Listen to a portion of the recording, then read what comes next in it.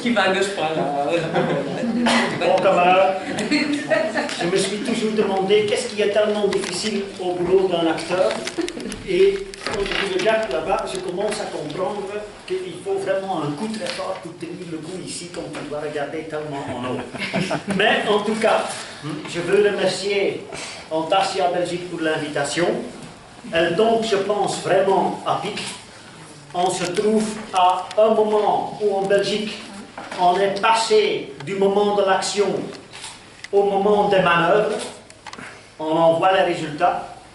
J'espère que les changements de négociateurs sur le plan européen par le gouvernement grec est une manœuvre un peu mieux réfléchie que la manœuvre que les syndicats en Belgique ont inventée à propos de la résistance contre le gouvernement de Michel Ier.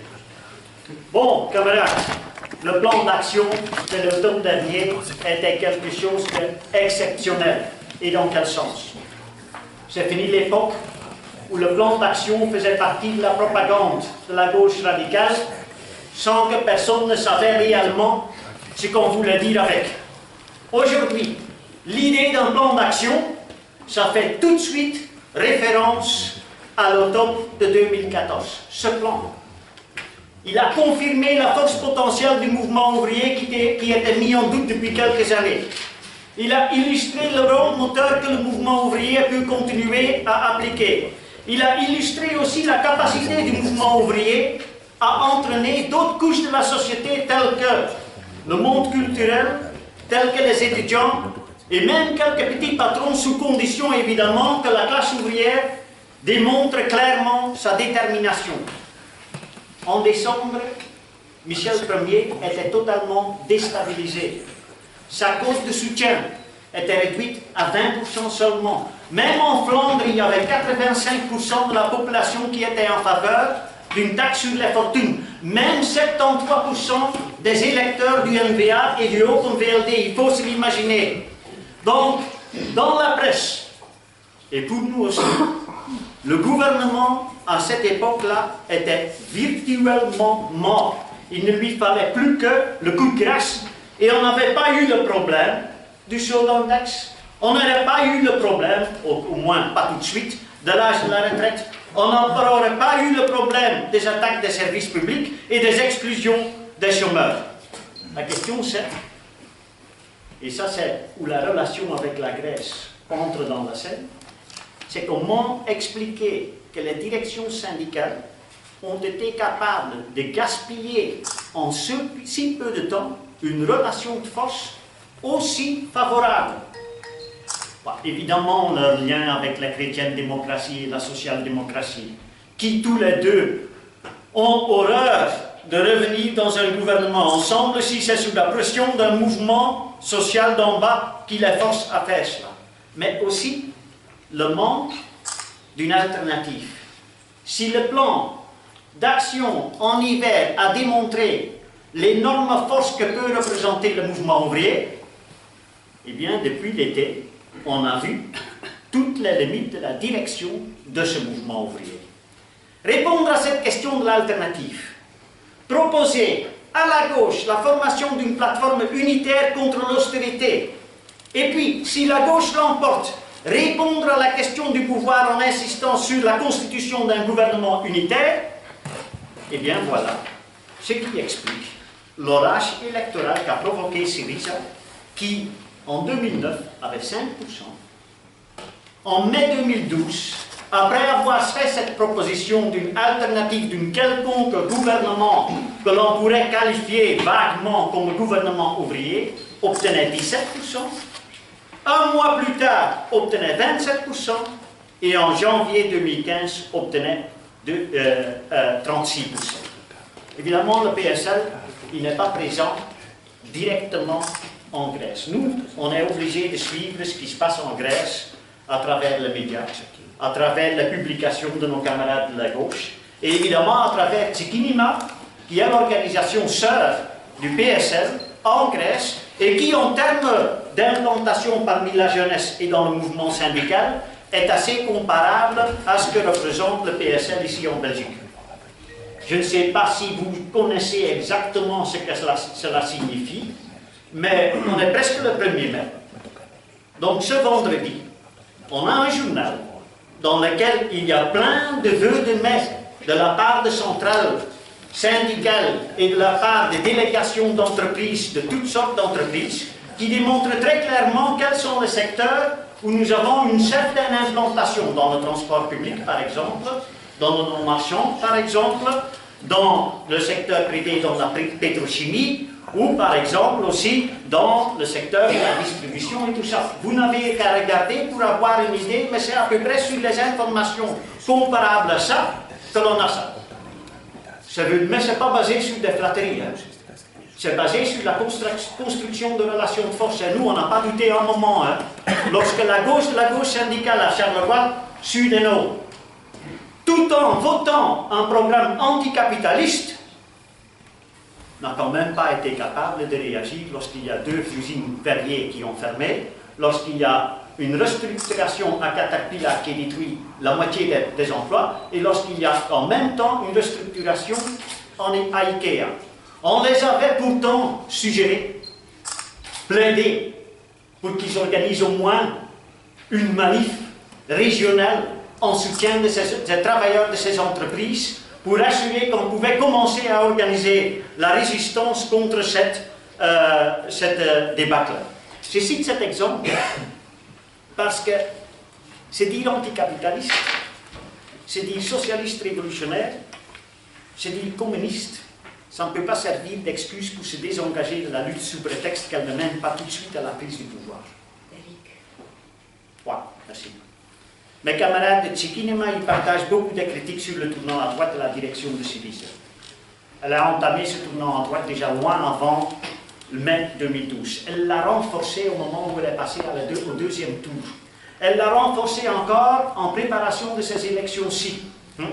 Le fameux programme d'urgence de Thessalonique, qui est maintenant considéré comme trop radical, en fait, ça faisait partie déjà du tournant à droite que Syriza était en train d'entamer. Le refus de payer la dette, il a fait place à sa réduction drastique, puis à une conférence sur la dette, et puis cette conférence a de nouveau été oubliée. L'opposition à la privatisation des ports et des aéroports est maintenant reformulée, c'est-à-dire pour un meilleur prix, c'est OK. Il est donc parfaitement compréhensible que des militants se sont détournés de Syriza, qui a d'ailleurs été rejoint par plein de cadres, anciens cadres du PASOK, et ne brille pas vraiment en vie interne. Ces militants sont et seront d'une valeur inestimable dans la lutte, et ce serait une erreur de leur tourner le dos. Mais ce qu'il faut aussi considérer, sérieusement, c'est l'attractivité envers la masse d'un parti qui semble défier le Troïka et l'austérité, et qui ose mettre en avant une quelque sorte gouvernement de travailleurs, même si c'est à sa propre sauce. Il est vrai qu'il est impossible de réconcilier le marché avec une politique sociale comme Varoufakis, par exemple, l'avait imaginé. Il est aussi vrai que les institutions ne peuvent pas tolérer sa fameuse ambiguïté créative. Et il est aussi vrai que c'était une totale illusion que Hollande ou Renzi seraient capables à casser le front d'austérité pour soutenir la Grèce. Ça, c'est très clair. Le gouvernement de Tsipras a avalé l'abandon de toutes les mesures unilatérales. Il a respecté chaque délai de paiement. Et pour cela, il a gratté les moyens disponibles, tous les moyens disponibles, y compris dernièrement une partie de celles des organismes publics. Que ça frustre les militants, les activistes, que ça épuise leur patience, c'est tout à fait normal. Et il faut quand même tenir compte aussi que les masses continuent à soutenir ce gouvernement. Que eux, ils considèrent que ce gouvernement, malgré tout, est quand même beaucoup mieux que le précédent. Que eux, ce gouvernement, ils estiment qu'il essaye quand même de résister. Qu'il estime qu'il essaye quand même de rétablir la fierté nationale, ce qui mine d'ailleurs le soutien qu'Audereux est là. Il faut quand même aussi s'imaginer que le gouvernement de Tsipras, pour le moment, essaye d'éviter des attaques directes contre les masses. C'est vrai que l'augmentation du salaire minimal il a été échelonné, et ne se fera que graduellement. C'est vrai que la fourniture à hauteur de 300 kWh par mois d'électricité pour la famille pauvre, la mise en place d'une aide de loyer pour 300 000 familles, l'accès aux soins de santé pour les citoyens non assurés, ne coûtera que quelques 200 millions d'euros. Ben écoute, quelle différence! Quelle différence! Eux, ils sont en train de voter une loi pour échelonner la dette des contribuables, pendant qu'un des plus importants oligarques, Leonidas Bobonas, vous le connaissez probablement, il paraît que c'est l'Albert frère local de la Grèce, je ne sais pas si c'est vrai, hein, mais si ça c'est vrai, ouais, c'est quand même un point. Ils sont en préparation en plus, la transformation des centres fermés en centres d'accueil ouverts, et la loi pour la naturalisation des enfants nés et scolarisés sur le sol grec. C'est ça.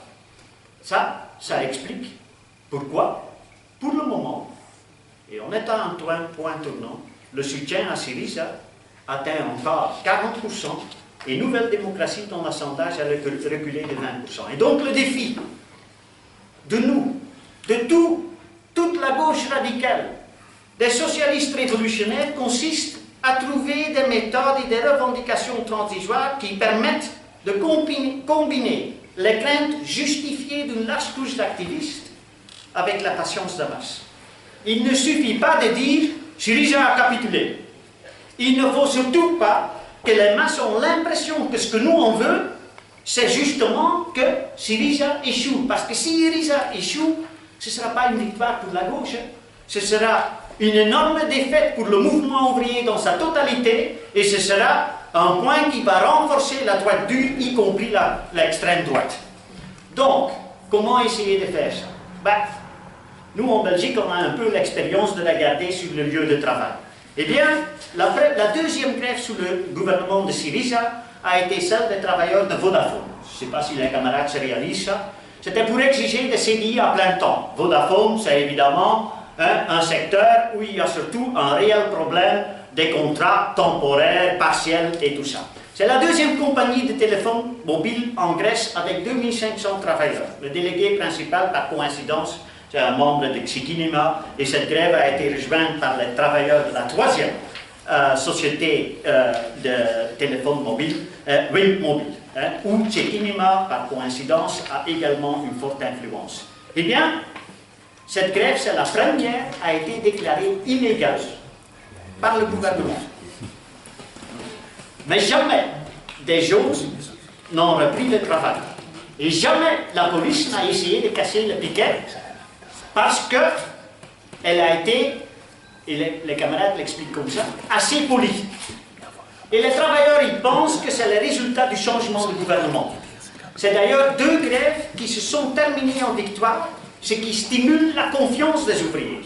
Dans un autre secteur d'implantation, dans le secteur bancaire, Tsikinima revendique le remplacement de managers capitalistes par le contrôle ouvrier.